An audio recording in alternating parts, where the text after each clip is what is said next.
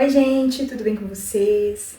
Nesse vídeo eu vou contar pra vocês um pouquinho de como foi a nossa experiência fazendo uma viagem de cruzeiro. Quer saber de todas as dicas? Vem comigo! Bom pessoal, eu vou começar falando um pouquinho da nossa experiência, a começar do início da viagem. A gente embarcou no aeroporto de Confins, em Belo Horizonte, com destino a Congonhas, o aeroporto de Congonhas em Santos. Foi muito bacana, foi a primeira vez que eu fiz uma viagem de avião, eu adorei. Tá tudo gravadinho aí pra vocês, quem quiser assistir eu vou deixar o vídeo aí nos cards. Então foi muito bacana. Para fazer essa viagem de cruzeiro, o que é recomendado?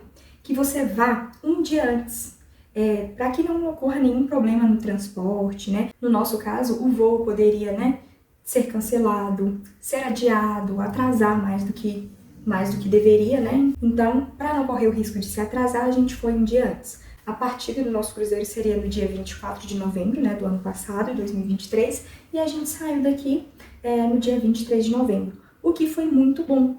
Por quê? No nosso caso, a gente pegou uma conexão, e na segunda conexão que a gente fez, o voo estava suspenso por conta do mau tempo em Congonhas. Então, a gente foi de Belo Horizonte ao Rio de Janeiro, e do Rio a gente voltou para trás, E do Rio a gente foi para Congonhas. Então, esse Rio-Congonhas foi suspenso o voo por conta do mau tempo. Novembro, era época de chuva, a gente estava assim contando que poderia chover, mas acredito que vocês lembram daquele mês daquela temporada que estava muito calor em todas as cidades do Brasil.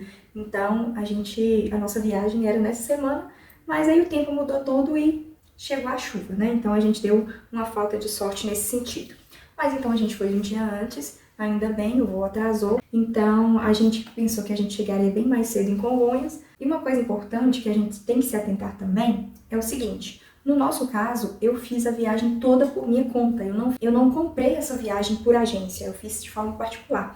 Então eu tinha que me atentar muito a esses horários, eu tinha que me atentar ao horário de ônibus, porque de Congonhas para Santos a gente foi de ônibus. Então tem N coisas pra gente tentar se programar o máximo possível para que nada saia muito diferente do planejado, Então foi muito importante a nossa ida um dia antes. Para quem mora perto do Porto de Santos ou dos outros portos que tem um porto no Rio de Janeiro, em Salvador, em Itajaí, então para quem mora bem próximo, provavelmente não precisa você ir um dia antes, Porque seria mais um gasto, A gente gastou com hotel, mesmo sendo uma diária, é um gasto a mais para se programar. Então, para quem mora perto, tem que se atentar somente ao horário. Eles especificam, o horário de embarque no seu e-ticket, que é a documentação do cruzeiro. No nosso caso, o check-in começava meio-dia, só que como a gente tinha ido um dia antes, a gente chegou bem mais cedo no porto.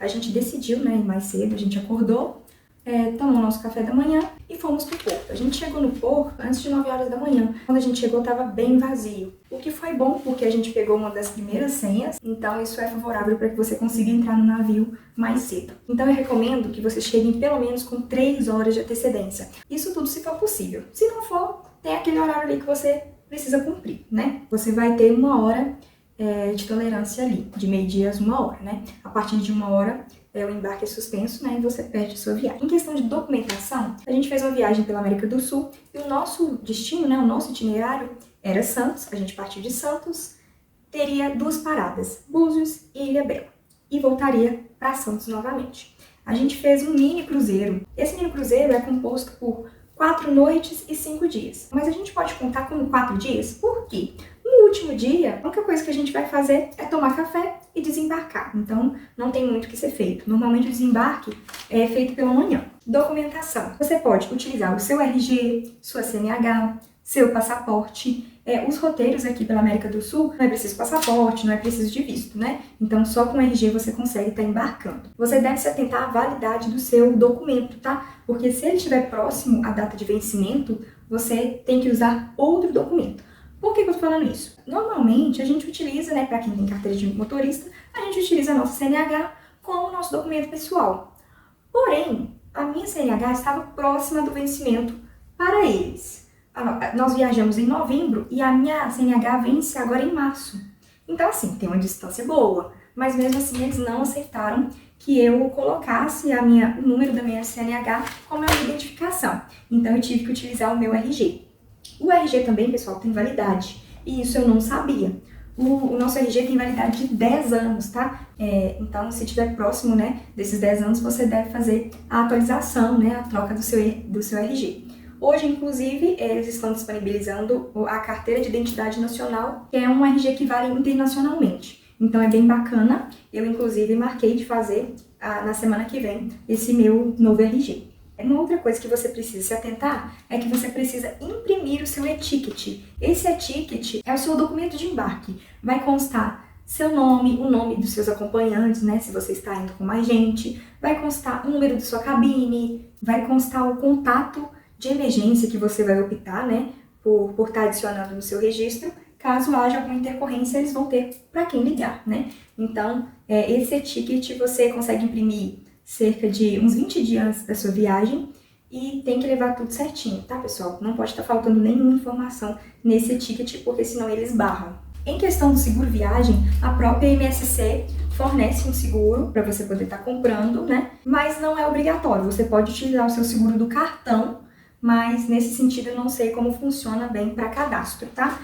A gente fez a compra, né, da viagem com esse seguro da MSC, e foi muito bom. Eu vou falar com vocês mais pra frente o motivo disso. Em questão de vacinação, eles atualmente não estão pedindo nenhuma comprovação. Você tomou vacina de febre amarela, do Covid, eles não estão fazendo mais essa exigência, tá? Algumas pessoas perguntaram a respeito de centro médico, né? Se tem médicos dentro do navio. E sim, no Preciosa, o centro médico, né, se localiza no 4º andar, que é o andar mais baixo que a gente consegue estar chegando. E eu até gravei no videozinho de tour, eu gravei a entrada assim pra vocês. E uma coisa importante é o seguinte, tentem utilizar o centro médico em último caso.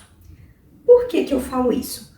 Porque tudo, pessoal, absolutamente tudo dentro do cruzeiro é pago em dólar. A importância de você fazer um seguro viagem também se dá isso. Por quê? Caso você precise de um atendimento médico, você tá passando muito mal, tá sentindo alguma coisa e quer realizar uma consulta, você desce no centro médico, eles vão te atender e vão fazer o recibo, né? Eles vão cobrar o valor específico da consulta e vão te dar um recibo. Esse valor específico, ele vai ser descontado no seu cartão normalmente, em dólar. E no final da sua viagem, você tem até a possibilidade de dividir, né? Parcelar no cartão. Porém, você vai ter que pagar por essa consulta para que depois, quando você chegar na sua casa, você ligue no seguro e peça o reembolso.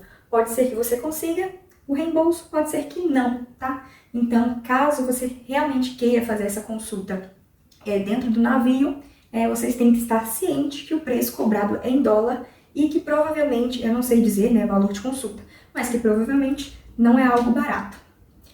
Como o cruzeiro faz as paradas, né, tem o itinerário certinho que para nas cidades, se você está sentindo mal, está sentindo alguma coisa que consegue esperar atendimento, quando o navio ancorar, você desce na cidade, procura um hospital mais próximo, um pronto-socorro, alguma coisa do tipo, utilizando o seu plano de saúde, ou caso você queira pagar uma consulta no particular mesmo, né, em real. Porque eu acredito que, assim, tudo que você puder evitar lá dentro de pagar em dólar é melhor para você.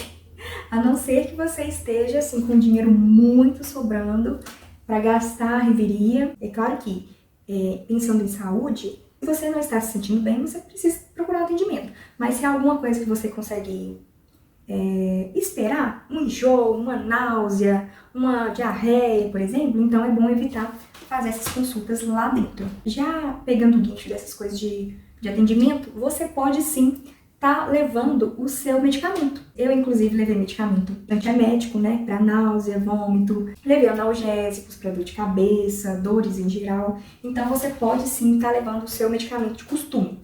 Caso você faça uso de medicamento controlado, você precisa estar levando uma receita. Você vai no seu médico, pede uma receita para você estar levando para viagem, tá? Assim, eles deixam você entrar com esse medicamento controlado. E outra coisa, caso você vá levar uma receita médica, o ideal seria que ela seja prescrita em inglês, porque a maioria, né, tipo 90% dos tripulantes são internacionais, então a maioria deles não falam nada do português, não entende nada do que a gente fala. Então, se você realmente toma um medicamento controlado e precisa estar fazendo uso, né, diário, leve sua receita médica prescrita, né, em inglês. Acho que não é o ideal eu ficar passando o nome de remédio aqui, não. Mas eu levei um antiemético, né, Tem vários tipos de antiemético, tem Plasil, tem ondansetrona, tem Dramin. O Dramin não é muito ideal porque o Dramin dá sono, né? Então, se você não tem nenhum tipo de alergia, o ideal seriam as outras duas opções. Eu levei ondansetrona, que é o Vonal, tá? Tem vários nomes. Mas pra gente não resolveu muito. Eu levei uma cartela cheia, a gente tomou uma cartela cheia e ainda se sentiu mal. Porque balança, pessoal. A gente tem aquela falsa impressão de que o navio é muito grande, a gente não vai sentir o balanço do mar, mas sente bastante. No vídeo do tour eu falei que o meu marido passou muito mal nos 2 primeiros dias. Eu também senti bem mal, mas meu marido ficou pior. Um dos motivos desse enjoo é porque a gente não tem costume, né? Com esse balançado, nem naquele brinquedo que chama barca, do parque de diversões, ele consegue ir, porque ele se sente mal. Então só aí você já consegue perceber o tão mal ele passou no navio, né? Ele ficou bem mal mesmo, e ele praticamente tomou a cartela inteira da medicação que a gente levou. E praticamente no último dia é que ele estava bem, porque já estava acostumado, né, com aquele balanço. Mas os 2 primeiros dias foram tensos, literalmente. E a gente se sente muito balançado quando tá lá dentro. Até andando assim pelos corredores, você sente... Sabe quando você tem aquela impressão que você tá pisando alto, sabe? De zonzo mesmo? É desse jeito. E quando a gente tá sentado, você sente seu corpo, seu estômago, ó, fazendo assim, que nem as ondas. É impressionante. E não é exagero, tá? Eu vi muitos vídeos de gente falando que não sentiu, mas isso é pessoal, né? A gente se sentiu bastante mal nos primeiros dias. Então eu já tô dando essa dica pra vocês irem conscientes dessa possibilidade. Uma outra coisa. Você consegue embarcar com uma mala de até 90 quilos e também com a mochila, levando seus itens pessoais. No nosso caso, que a gente teve todo esse deslocamento, a gente foi de avião e tudo mais, a gente levou uma mala de bordo, que é aquela mala de 10 quilos, e a mochila. Então, nós dois estávamos com 2 malas e 2 mochilas, cheias, tá? Bem cheias mesmo. No porto, você tem possibilidade de despachar essa mala de rodinha. No nosso caso, a gente fez isso, porque eu vi vários vídeos em que as pessoas falam que não pode entrar com mala de rodinha, a mala de rodinha te impede de passear pelo navio mesmo, conhecer. E olha, pessoal, se eu posso dar uma dica para vocês, não despachem mala. Isso se você levar uma mala de bordo que é considerável. Se você for levar uma mala grande, aquelas malas grandonas mesmo, pesadonas, é claro que você vai ter que despachar, porque você não vai ficar arrastando aquele peso todo para onde você for, né? Mas eu me arrependi no fim da viagem, eu me arrependi muito de ter despachado a minha mala. Vou contar pra vocês o porquê. A gente chegou no dia 24 para fazer check-in, despachamos a nossa mala. Para fazer o despacho de mala, no seu e-ticket, que é esse documento que vocês têm que imprimir, que eu falei no início, vem as etiquetas da mala. Você vai pegar essa etiqueta e colocar na alça da mala e grampear. Nessa etiqueta vai ter os seus dados, vai ter seu nome e sua cabine, tá? Porque quando você despacha a sua mala no porto, você só vai ter acesso a ela dentro do navio, num horário específico, porque é o horário que eles conseguem estar devolvendo a sua mala. Então você vai deixar a sua mala no porto e a próxima vez que você vai ver ela é quando ela estiver na frente da sua porta. E por que eu falo que eu me arrependi de ter despachado essa mala? A gente chegou, despachou, a gente ficou somente com as mochilas, né, que tinham itens pessoais. Como eu fui pra gravar, eu levei notebook, levei câmera, tripé, levei várias coisas. Então, essas mochilas tinham vários itens de valores, né, itens pessoais. Assim que a gente embarcou, já estava no horário do almoço. E eles disponibilizaram um local para você guardar suas malas, né, as malas que você entrou com ela. No nosso caso, eram as mochilas. Então, eles tinham uma área, eles pegavam o seu cruise card, né, o seu nome, o número da cabine, e prendiam a etiqueta nessas mochilas e deixavam lá.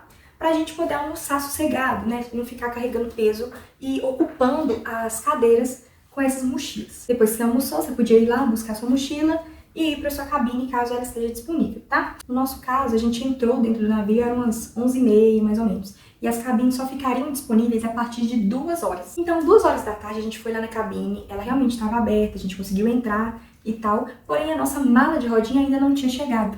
Nossa mala de rodinha foi chegar, já era quase 6 horas da tarde. Então, pra vocês verem, né, a importância de você estar com sua mochila. E dentro dessa mochila é importante que você tenha peça ou uma outra peça de roupa. Biquíni, chinelo, alguma coisa do tipo, para que você possa aproveitar o navio enquanto a sua mala de rodinha não chega. No meu caso, eu não deixei nenhuma peça de roupa na minha mochila, porque minha mochila tava assim, lotada de carregador, de câmera, tava lotada, então não coube essa peça de roupa. Mas meu marido levou um short, então ele conseguiu se trocar para poder andar mais confortável lá dentro do cruzeiro. Pessoal, eu já tô me estendendo muito nesse vídeo. Eu vou gravar a parte 2 para vocês, com o restante de algumas informações importantes. Se você tem alguma outra dúvida, pode deixar aqui nos comentários que eu faço outros vídeos explicando certinho para vocês. Se você gostou desse vídeo, deixe seu like, compartilha, comenta. Um grande beijo e tchau! Até o próximo vídeo. Fica ligadinho aí, hein?